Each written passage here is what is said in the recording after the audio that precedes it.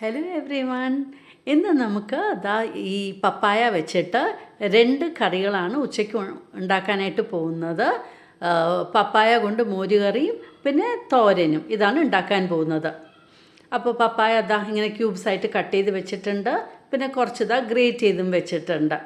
അപ്പോൾ ആദ്യം നമുക്ക് പപ്പായ മോരുകറി ഉണ്ടാക്കാം. അപ്പോൾ അതിൻ്റെ കൂടെ ഒരു പച്ചമുളക് കീറിയിട്ടുണ്ട്. പിന്നെ പാകത്തിനുള്ള വെള്ളവും ഒഴിച്ച ശേഷം നമുക്ക് ഒരു 1/4 ടീസ്പൂൺ ടേമറിക് പൗഡറും ഒരു 1/2 ടീസ്പൂൺ ചില്ലി പൗഡറും ആഡ് ചെയ്ത് കൊടുക്കാം. എന്നിട്ട് പാകത്തിന് ഉപ്പും ആഡ് ചെയ്ത ശേഷം വെള്ളവും ചേർത്ത് നമുക്ക് നന്നായിട്ടൊന്ന് ബോയിൽ ചെയ്തെടുക്കാം. ഇനിയിപ്പോൾ നമ്മുടെ കഷ്ണങ്ങളൊക്കെ ഇവിടെ വേവാനായിട്ട് വയ്ക്കാം. ഇനിയിപ്പോൾ നമുക്ക് അരയ്ക്കാനായിട്ട് നാളികേരം എടുത്തിട്ടുണ്ട്. അതിൻ്റെ കൂടെ ഒരു പച്ചമുളക്, കുറച്ച് മഞ്ഞൾപ്പൊടി, പിന്നെ ഒരു 1/2 ടീസ്പൂൺ ജീരകം, തൈരും ചേർത്തിട്ടാണ് നല്ല പേസ്റ്റായിട്ട് നമുക്കിത് അരച്ചെടുക്കാം. അപ്പോൾ വേഗം ഇതൊന്ന് അരച്ചെടുത്ത് മാറ്റി വയ്ക്കാം നമുക്ക്. ഇനി തോരൻ ഉണ്ടാക്കാനായിട്ട് എണ്ണ ചൂടാക്കി അതിൽ കടുകും ചുവന്ന മുളകും കരിവേപ്പിലയും ഇട്ട് കൊടുത്തു. പിന്നെ ഒരു സവാളയും പച്ചമുളകും തട്ട് കൊടുത്ത് നമുക്ക് നന്നായിട്ടൊന്ന് വഴറ്റി കൊടുക്കാം. അപ്പോൾ നമ്മുടെ സവാളയൊക്കെ ഒന്ന് സോഫ്റ്റായിട്ട് വഴന്ന് വരുമ്പോൾ നമുക്ക് ഈ ചീവി വെച്ചിരിക്കുന്ന നമ്മുടെ പപ്പായ ആഡ് ചെയ്ത് കൊടുക്കാം. അപ്പോൾ എളുപ്പത്തിലാവുകയും ചെയ്യും. എന്താണെന്ന് വെച്ചാൽ ഇത് ചെറുതായിട്ടല്ലേ ഇരിക്കുന്നത്, നല്ല ചീവി എടുത്തിരിക്കുകയാണല്ലോ. അപ്പോൾ വേഗം നമ്മുടെ തോരനാകും. പാകത്തിന് ഉപ്പും ചേർത്ത് നന്നായിട്ടൊന്ന് മിക്സ് ചെയ്ത് കൊടുക്കാം.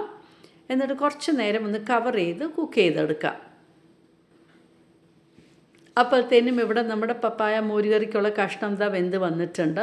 അപ്പോൾ അരച്ച് വെച്ചിരിക്കുന്ന നമ്മുടെ അരപ്പ് ഇതിലേക്ക് ആഡ് ചെയ്ത് കൊടുക്കാം. ഇതിപ്പോൾ തൈര് ചേർത്തിട്ടല്ലേ അരച്ചിരിക്കുന്നത്. അപ്പം നന്നായിട്ട് തിളപ്പിക്കേണ്ട ആവശ്യമില്ല. അപ്പം ലോ ഫ്ലെയിമിൽ വെച്ചിട്ട് നന്നായിട്ടൊന്ന് ഇളക്കി കൊടുത്ത് ഒന്നിങ്ങനെ പതഞ്ഞ് വരുമ്പോൾ നമുക്കൊന്ന് ഓഫ് ചെയ്ത് കൊടുക്കണം. അപ്പോൾ നന്നായിട്ട് ഇളക്കിയ ശേഷം ലോ ഫ്ലെയിമിൽ ഒന്ന് വയ്ക്കാം നമുക്ക്. ഇപ്പോൾ ഒന്ന് ആയിട്ടുണ്ട്, ഓഫ് ചെയ്ത് വയ്ക്കാം. നമ്മുടെ പപ്പായ അവിടെ ആയിക്കൊണ്ടിരിക്കുന്നു. ഈ സമയത്ത് കുറച്ച് മഞ്ഞൾപ്പൊടിയും ചേർത്ത് നന്നായിട്ടൊന്ന് മിക്സ് ചെയ്ത് കൊടുക്കാം. അപ്പോൾ നമ്മുടെ പപ്പായയിൽ കുറച്ച് മഞ്ഞളും ചേർത്തിട്ട് ആഡ് ചെയ്ത് കൊടുക്കുകയാണ്. അപ്പോൾ ഈ പപ്പായ വെച്ചിട്ടാണ് ഉച്ചയ്ക്കുള്ള 2 കറികളും. പിന്നെ ഇപ്പോൾ അതായി വന്നിട്ടുണ്ട്. നാളികേരവും ആഡ് ചെയ്ത് കൊടുത്ത ശേഷം നന്നായിട്ട് നമുക്കൊന്ന് യോജിപ്പിച്ചെടുക്കാം. അപ്പോൾ അങ്ങനെ സിമ്പിളായിട്ട് ഇന്ന് ഉച്ചയൂണിന് ഒരു പപ്പായ വെച്ചിട്ട് ഉണ്ടാക്കിയ കറികളാണ്. പപ്പായ വെച്ചിട്ടുള്ള മോരുകറിയും പിന്നെ തോരനും. ഇപ്പോൾ മോരുകറിക്ക് നമുക്ക് കടുക് വറുത്തും ഇട്ട് കൊടുക്കാം. സീസണിങ് ചെയ്തു. കടുകും ഉലുവയും ചുവന്ന മുളകും കരിവേപ്പിലയും. അങ്ങനെ അടിപൊളി മോരുകറിയും റെഡി, പപ്പായ തോരനും റെഡി. അപ്പോൾ എളുപ്പത്തിൽ ഉണ്ടാക്കാനും പറ്റി.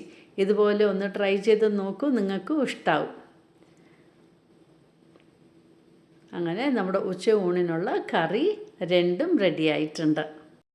ഇഷ്ടമായി കാണുമെന്ന് വിചാരിക്കുന്നു. എൻ്റെ യൂട്യൂബ് ചാനൽ സബ്സ്ക്രൈബ് ചെയ്യാനും ബെൽ ബട്ടൺ പ്രസ് ചെയ്യാനും ലൈക്ക് ചെയ്യാനും ഷെയർ ചെയ്യാനും മറക്കരുത്.